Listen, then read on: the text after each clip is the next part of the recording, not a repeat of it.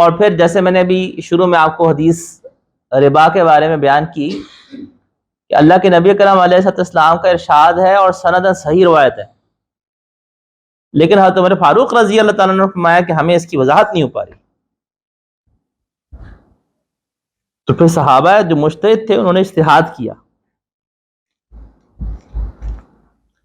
چنانچہ اسی اجتہاد کرنے کے اندر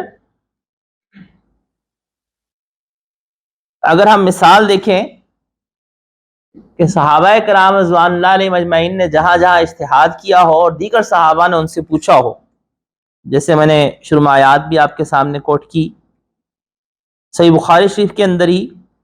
حضرت اکرمہ رضی اللہ تعالیٰ عنہ سے روایت ہے، وہ فرماتے ہیں کہ اہل مدینہ نے سالو ابن عباس رضی اللہ عنہما،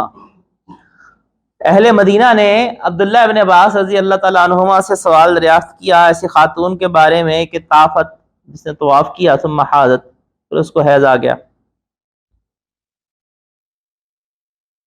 تو عبداللہ ابن عباس رضی اللہ تعالیٰ عنہما سے جا کر پوچھا کہ حج کرنے کے لیے خاتون آئی ہوئی ہے، طواف وداع اس کا رہ گیا ہے،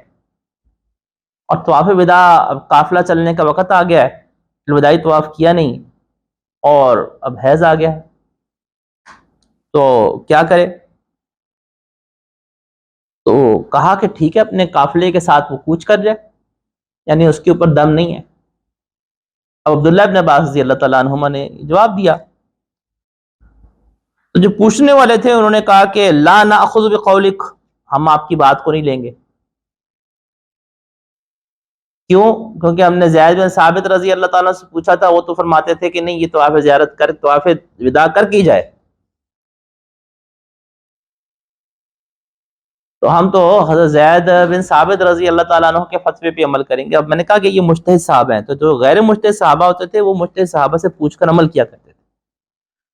اور جب عمل کیا کرتے تھے تو دیکھیں یہ حدیث مبارکہ بخاری شریف کی، اور یہ اس بات کی دلیل ہے کہ جب کسی ایک کو فالو کریں گے نا، پھر کسی ایک کو ہی فالو کریں گے، یوں نہیں کریں گے کبھی ادھر لے لیا کبھی ادھر لے لیا. اس سے کیا نقصان پیش آئے گا؟ بظاہر تو دیکھیں یہ بڑی اچھی چیز ہے کہ کوئی بات کہیں سے لے لی جائے، کوئی بات کہیں سے لے لی جائے، اس میں حرج کی بات کیا ہے؟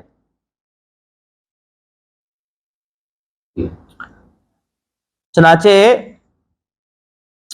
معجم اسماعیلی کے اندر یہی روایت کے اندر یہ الفاظ نقل ہیں کہ اہل مدینہ نے کہا کہ لا نبالی، ہمیں نہیں پرواہ اس بات کی کہ آپ فتویٰ دیں یا نہ دیں، ہم تو زید بن ثابت کے قول کے اوپر ہی چلیں گے کہ انہوں نے کہا کہ روانہ نہ ہو.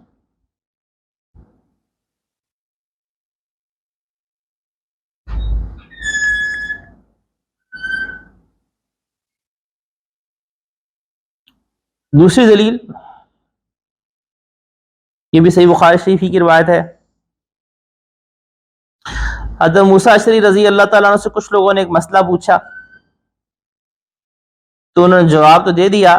مگر ساتھ یہ بھی فرمایا کہ حضرت عبداللہ ابن مسعود رضی اللہ تعالیٰ عنہ سے پوچھ لینا. چنانچہ وہ لوگ عبداللہ ابن مسعود رضی اللہ تعالیٰ عنہ کے پاس گئے اور ان سے مسئلہ پوچھا، اور ساتھ ہی حضرت موسیٰ اشعری رضی اللہ تعالیٰ عنہ کی رائے بھی ذکر کر دی کہ انہوں نے یہ فرمایا ہے. عبداللہ ابن مسعود رضی اللہ تعالیٰ نے جو فتویٰ دیا وہ حضرت موسیٰ اشعری رضی اللہ تعالیٰ عنہ کے فتوے کے خلاف تھا. تو لوگ واپس آئے اور انہوں نے کہا ابو موسیٰ اشعری رضی اللہ تعالیٰ عنہ سے کہ عبداللہ ابن مسعود رضی اللہ تعالیٰ عنہ تو یہ مسئلے میں فرماتے ہیں. تو موسیٰ اشعری رضی اللہ تعالیٰ نے فرمایا کہ لا تسألونی ما دام هذا الحبر، کہ تم مجھ سے مت پوچھا کرو جب تک کہ تم میں یہ علم کا سمندر موجود ہے. جب تک کہ تمہارے درمیان میں، اور مسلم احمد بن حنبل کی روایت میں الفاظ ہیں کہ لا تسألونی عن شیء ما دام هذا الحبر بین اظہرکم، جب تک یہ متبحر عالم تمہارے درمیان میں موجود ہے مجھ سے کوئی سوال نہ کیا کرو. تو یہ اس بات کی دلیل ہے کہ یہ نہیں کہا کہ اچھا تم آدھی بات ادھر لے لو آدھی بات ادھر لے لو. عقلی طور پر اگر ہم اس کو تھوڑا سوچیں اور سمجھیں